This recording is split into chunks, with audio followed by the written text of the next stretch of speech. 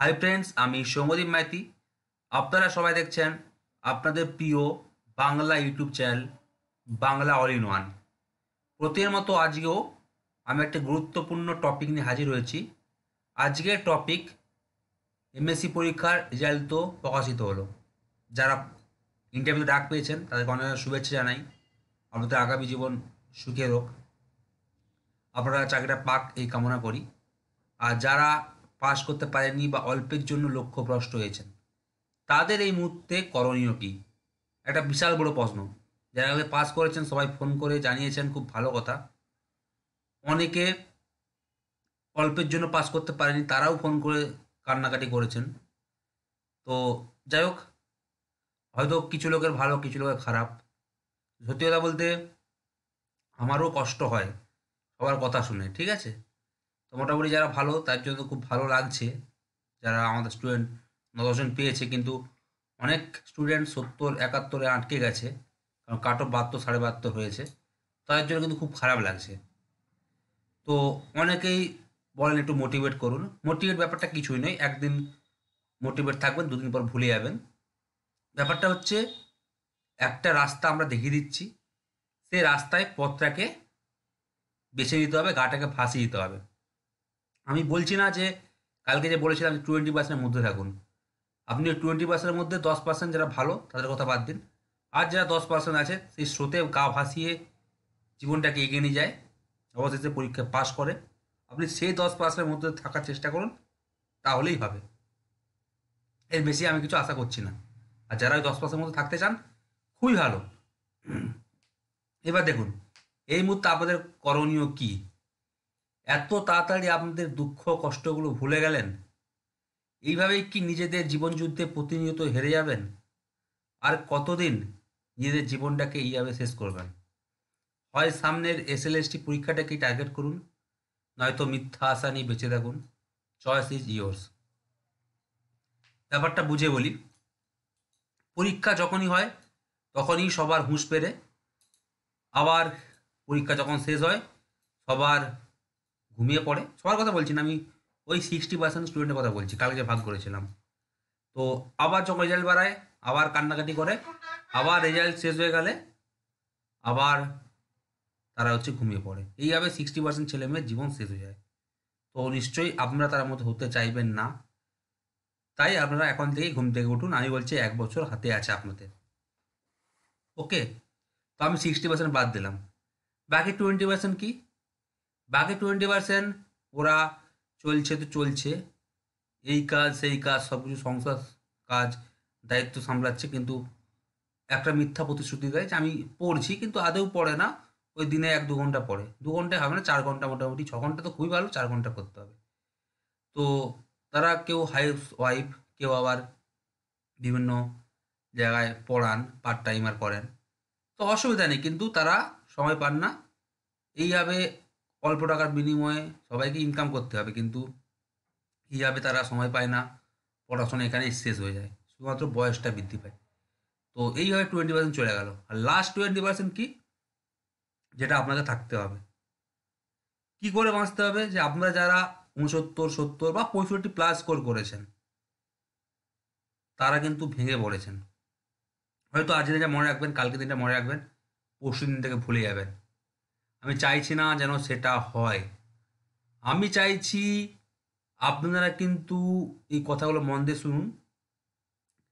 প্রত্যেক দিন যখন ঘুম থেকে উঠবেন বা রাত্রিবেলা ঘুমাবেন, যেন আপনাদের মধ্যে শান্তিতে ঘুম না হয়, মানে টেনশন থাকে যে আমি অল্পের জন্য পাস করেছি, এটা মাদ্রাসা পরীক্ষাটাও বেঁচে গেছি। এটা কিন্তু আমার জীবনের শেষ এসএলএসটি, এরপর কিন্তু আর 5-6 বছর কোনো এসএলএসটি হবে না। যদি আমি এই পরীক্ষায় পাস না করতে পারি, কিন্তু আমার স্বপ্ন সব শেষ। অনেকে 82-এ পাস করেছেন, কিন্তু খুব সিট কম। এসএলএসটি কিন্তু কিছু বেশি সিট আছে, যদিও অনেকেই বসবে এসএলএসটিতে। তবে কিন্তু একটা কথা কি, এসএলএসটিতে 9, 10, 11, 12 2016 সালে দুটোই বসতে পেরেছিল। আর 5% কিন্তু রিল্যাক্সেশন আছে, যেটা মাদ্রাসায় পাইনি, সেটা কিন্তু এসএলএসটিতে পাবেন। মানে যারা এসসি ওবিসি আছে বা এসটি আছে, ঠিক আছে, বা ফিজিক্যাল হ্যান্ডিক্যাপ আছে। তো সেইভাবে বলছি যে কালকে যে বেরিয়ে গেছে, দুদিন মনে রাখবো, 3 দিন বাদে ভুলে যাবো, আবার সেই নিজেদের জীবন যুদ্ধে এগিয়ে যাবো, আবার ঘুমিয়ে পড়বো, সেটা কিন্তু হবে না। তাতে আপনি 60% চলে গেলেন। আপনাকে প্রতিদিন ঘুমানোর সময় মনে রাখতে হবে যে আমি পাইনি। মাদ্রাসা যদি এসএসএলএসটি হতো তাহলে তো কান্না কোনো শেষ থাকতো না। মাদ্রাসা আপনাকে শিক্ষা দিয়ে গেল। যারা 65+ বা 60+ স্কোর করেছেন, 70-এর মধ্যে 71-এর মধ্যে আটকে গেছেন, তারা কিন্তু নিজেকে শেষ চান্স বলে এগিয়ে চলুন। ভেবে নিন শেষ এসএলএসটি, কারণ আপনারা নেট শেষ কোনো লাভ পাবেন না। আপনারা আর কোনো রাস্তা তো খোলা নেই, ডব্লিউএসসি লাগাতে পারবে না, পুলিশের বয়স চলে গেছে। তাই শেষ চান্স এসএলএসটি, এটাকেই ভাবুন। প্রতিদিন ঘুমানোর সময় ভাবুন যে আমার আজকে কী পড়লাম সারাদিন, আজকে কী পড়লাম। যেখানে যাবেন যেন এই 1 বছর শান্তিতে না ঘুমাতে পারেন। মনে রাখুন যে অন্তত আমাকে কমপ্লিট করতে হবে সিলেবাস এই 1 বছরের মধ্যে, আবার রিপিট মারতে হবে। এটা হয়েছে খুব ভালো, রিপিট মারতে হবে। কোথায় কোথায় গাফিলতি খুঁজে বার করুন, কোথায় কোথায় গাফিলতি হয়েছে খুঁজে বার করুন, খাতায় লিখে রাখুন। যেটা আমি আমার স্টুডেন্টকে সবসময় করতে বলি। আর এইভাবে তো হয়ে গেল, সব শেষ হয়ে গেল। পরবর্তীকালে লাস্ট পরীক্ষা, এটাও যদি হেরে যান তাহলে কিন্তু কিছু করার নেই আপনাদের। যেভাবে চলছে সেভাবে সংঘাত চালাতে হবে। আপনাদের তার কোনোই পরীক্ষাই আসবে না। ঝাড়খণ্ড বিহার বাদ দিন, সেলেস্টিয়ার এখন 5-6 বছর আসবে না। অনেকের তো বয়স শেষ, যাদের 33-34 বছর তাদের ভেবে নিন এটাই লাস্ট এসএসসি। যাদের 30+ তারা হয়তো আরেকটা এসএসসি পাবেন, কিন্তু ভেবে নিন এটা শেষ এসএলএসটি। সেই পড়তে থাকুন। তাহলে প্রতিদিন পাবো পাবো পাবো বলে লাস্টে পাবেন না, স্বপ্ন কিন্তু শেষ হয়ে যাবে। তাই এই সামনে এসএলএসটি পরীক্ষাটায় টার্গেট নিন, তাহলে মিথ্যা আশা নিয়ে বেঁচে থাকুন। চয়েস কিন্তু আপনার উপর আমি ছেড়ে দিলাম। অনেক কাল থেকে কিন্তু আমার সামনেই বলতে নেই কান্নাকাটি করেছে, সত্যি খুব খারাপ লেগেছে, আঘাত লেগেছে। আর একটা আমারও খারাপ লাগে, যখন ভর্তি হয় 100 লোক ভর্তি হয়, ক্লাস করে মাত্র 2-3 মাস পর 30 লোক, কারণ ভাবে এসএলএসটি হয় না। আমি কোনোদিন বলিনি যে 25 সালে এসএলএসটি হবে, আমি সবসময় বলেছি 26 সালের মার্চ মাসে এসএলএসটি হবে। তাই নভেম্বর ডিসেম্বর থেকে নোটিফিকেশন বেরোতে পারে, মানে পূজার পর, অর্থাৎ 25 সালের পর। 25 সালে পূজার পর বেরোতে পারে নোটিফিকেশন, নভেম্বর ডিসেম্বরে, মার্চে পরীক্ষা হতে পারে 26 সালে। ভোটকে কেন্দ্র করে কিন্তু এই সরকার পরীক্ষা নেই, যেমনটা 2024 সালে, মানে এই সালের মার্চ মাসে হয়েছিল। তাই একটু যখন আমি কাট অফ বলেছিলাম 70-72 থেকে 75-এর মধ্যে, কাট অফ 72-72.5 হয়েছে, মানে সব কথাই ধীরে ধীরে মিলে যাচ্ছে। পরীক্ষা মার্চে বলেছিলাম 24 সালে, সেটাই হয়েছে। তো আশা করছি এটাকে বিশ্বাস করুন, ঠিক আছে? নাহলে কিন্তু কিচ্ছু হবে না। তাই আমি যখন 1 বছর বলেছি, 1 বছর তো 1 বছর, 2 মাস পরে নেগেটিভ হয়ে যাবো, পড়বো না, ওরকম পড়ে কোনো লাভ নেই। যখন ধরছেন সিলেবাসটা কমপ্লিট করুন। তারপর আমি তো এত সাহায্য করছি ইউটিউবে, আরও সাহায্য করবো, কিন্তু আপনারা পড়ুন। ওকে, এটাই আমি চাই। নাহলে যেভাবে মিথ্যা আশায় বেঁচে আছেন, বেঁচে থাকুন। আর অনেক লোক বলে যে চাকরি পায় না কেন, ই করে না কেন, সেসব কানে বাজে আপনারা, কিন্তু সেগুলো করে উঠতে পারছেন না, কারণ সঠিক গাইডের অভাব। যে আপনি কাজ করতে পারছেন, নিজে স্টাডি করতে পারছেন, কিন্তু গাইড পাচ্ছেন না, তখনই আপনারা সমস্যায় পড়ে যান, যার ফলে আপনারা উন্নতি করতে পারছেন না। হ্যাঁ, নেগেটিভ হয়ে যান। তো 100 জন ভর্তি হয়ে 30 জন ক্লাস করে, তাই 10 জন সাকসেস পায়। নাহলে ওই 100 জনের মধ্যে 30 জনের যদি 100 জনই ক্লাস করতেন, 50% লোক আশা করি মানে ইন্টারভিউ ডাকবে। তো ঠিক আছে, এটা আপনাদেরই দোষ। আর একটা কথা, তো কালকে আমি পড়াবো বলেছিলাম, তো অনেকেই ফোন করেছেন। আমি আশা করিনি এত লোক ফোন করবেন। কালকেই বুঝতে পারলাম যে সত্যি আপনারা কতটা ভেঙে পড়েছেন। ওকে, যদিও ইচ্ছা খুব একটা ছিল না, কিন্তু সত্যি বলতে খারাপ লাগছে। যারা কোচিং করতে যান, আমি নতুন একটা ব্যাচ জামাই থেকে শুরু করব। তো এখন আমি গ্রুপে অ্যাড করছি, যারা ক্লাস করতে চান। আমার নাম্বার দেওয়া আছে দুটো, দেখে নেবেন, 876888302330, অথবা 6290377134। আমার অলরেডি একটা ব্যাচ আছে, তো আমি সেই ব্যাচে নিয়ে বেশি কিছু বলিনি, সেই ব্যাচে অ্যাডও করতে চাই না, কারণ তারা এগিয়ে গেছে, অলরেডি 6 মাস এগিয়ে গেছে। কিন্তু যারা এই ব্যাচে আছেন, নতুন তারা জয়েন হতে চান, হয়তো ভাবছেন এই, অনেকেই ভাবছেন যে এই ব্যাচের জন্যই আমি ভিডিও বানাচ্ছি, তাকে জন্য, কারণ আমার অলরেডি ব্যাচ আছে। অলরেডি আমার এটা নিয়ে 4 নম্বর ব্যাচ। তো মাদ্রাসার পর এটা আমার 1 নম্বর ব্যাচ হলো, এটা 2 নম্বর ব্যাচ হবে। তো ব্যাচের অভাব হবে না, আপনারা না পড়লে কেউ না কেউ পড়বে। কিন্তু অনেকেই পশ্চিমের বিভিন্ন প্রান্ত থেকে যে ভালোবাসা দিয়েছেন, সেটাই আমার কাছে বড় ব্যাপার। যে স্যার আমার দায়িত্ব নেয়, সে সিলেবাস শেষ করতে পারে না, যার ফলেই অনেকে কান্নাকাটি করছেন। আমি যখন কথা দিই সেটা কথা রাখার চেষ্টা করি। যখন বলেছি যে আমি থেকে ব্যাচ করাবো, তো ব্যাচ করাবো। অনেকেই ভর্তি হয়ে গেছেন। তো যারা ভর্তি হতে চান তারা আমার এই উপরে দেওয়া নাম্বারে যোগাযোগ করে নেবেন। আমি কথা দিচ্ছি যে ব্যাকরণ সপ্তম স্যার পড়াবেন, ব্যাকরণ। টেক্সট হয়তো পদ্যটা স্যার করান, আমি গদ্যটা করালাম। অনুবাদ অনুষঙ্গ সাহিত্য ইতিহাস থেকে মোটামুটি যদি 40-42 নাম্বারও পড়ে এবারের, বা 45ও পড়ে, 50% পড়ে এসএলএসটিতে, তো আমি এখান থেকে কিন্তু 95% কমন লাগাবো, এটা আমি একদম শিওর। মাদ্রাসাতে কমন লাগিয়েছি, প্রমাণও দিয়েছি ফেসবুকে, সব তো আর ইউটিউবে দেওয়া যায় না, কিন্তু এবারেও কমন লাগাবো, যেটা আমি শিওর। তাই যারা আমাদের বইটা কিনে নিয়েছেন বা কিনতে চান কিনে নিন। আর কিন্তু 5 কপি আছে প্রাচীন মধ্যযুগ, আধুনিক যুগ কিন্তু এখন নেই, ওটা আবার 3-4 মাস পর প্রকাশিত হবে। তো এই বইগুলো নিয়ে রাখুন, নাহলে কিন্তু আমি সিলেবাস শেষ করতে পারবো না তখন, তাহলে প্রিন্টিং করতে হবে, সেটা আপনাদের ব্যাপার, ঠিক আছে। তো কমন লাগানোর দায়িত্ব আমি এটা এখানে লাইভে এসেও বা ভিডিওতে এসেও বলে যাচ্ছি ওপেন, আপনারা সেটাকেই শুধু টার্গেট করুন, আর ব্যাকরণ আর টেক্সট প্র্যাকটিস করাবো, প্র্যাকটিস করুন। সপ্তাহে 3 দিন ক্লাস নেব, আমি 2 দিন, সপ্তাহে স্যার 1 দিন। টাইমটা কখন কী করবো সেটা আপনাদের সঙ্গে আলোচনা করে তারপর ডিসিশান নেব। আর আমি 2 দিন সাহিত্য করাবো বা টেক্সট করাবো, স্যার হচ্ছে ব্যাকরণ করাবেন 1 দিন, মানে মোট 3 দিন ক্লাস। ওকে, জানুয়ারি মাস থেকে কিন্তু শুরু হবে।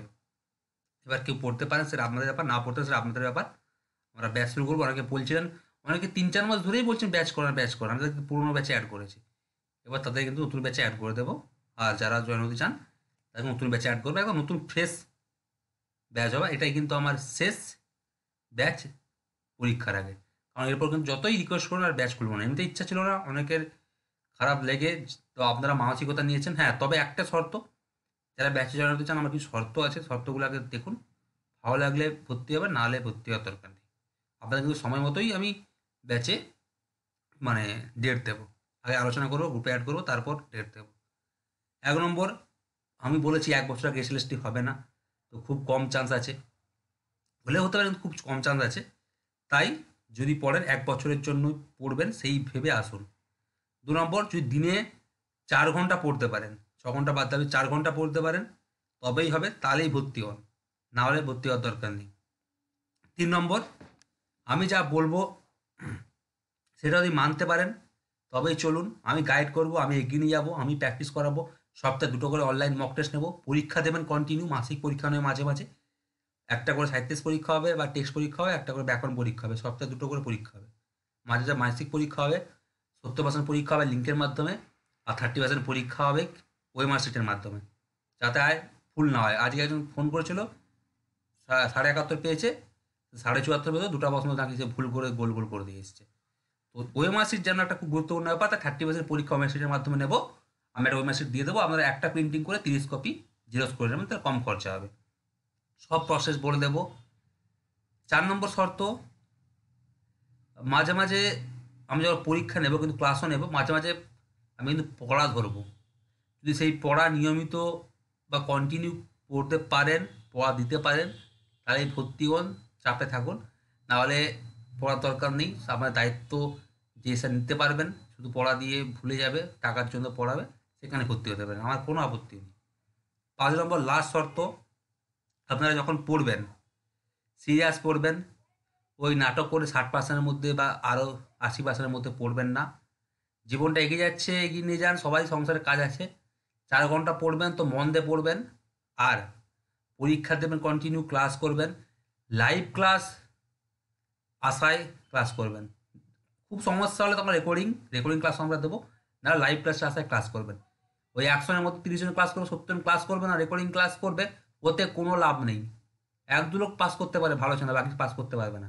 তাই 1-2 লোকের সমস্যা, খুব সমস্যা হলে রেকর্ডিং, নাহলে কিন্তু 95% স্টুডেন্ট যেন আমার লাইভ ক্লাস করে, কারণ লাইভেই কিন্তু বেশি বোঝাতে পারি।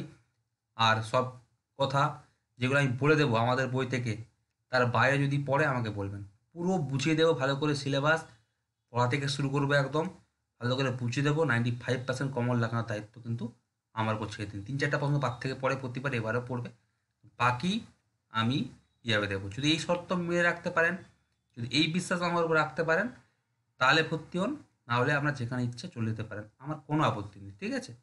ঠিক আছে, সবাই নিজের মতো জীবনটাকে এগান, যেখানে খুশি পড়ুন, অসুবিধা নেই, আবার শুরু করুন, এখন 1 বছর আছে। আর এখন না শুরু করতে পারলে লাস্ট 3 মাস আগে পড়ে কোনো লাভ নেই, কারণ আমার কাছে সত্যি কথা বলছি, লাস্ট 3 মাস না 2 মাস আগে 30 জন ভর্তি হয়েছিল, একজন মানে পাস করেছে, বাকি 29 জন পাস করতে পারেনি।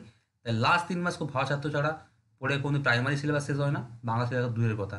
তাই এসএলএসটি দিয়ে এখন থেকে আমি বলছি 1 বছর আছে, নতুন ব্যাচ খুলেছি, জয়েন হন বা যেখানেই জয়েন হন ভেবে চিন্তে জয়েন হবেন, আর তাড়াতাড়ি কিন্তু শুরু করুন, জানুয়ারি থেকে শুরু করুন, নতুন বছর নতুন উদ্যমে শুরু করুন, নাহলে ঘুমিয়ে পড়ুন।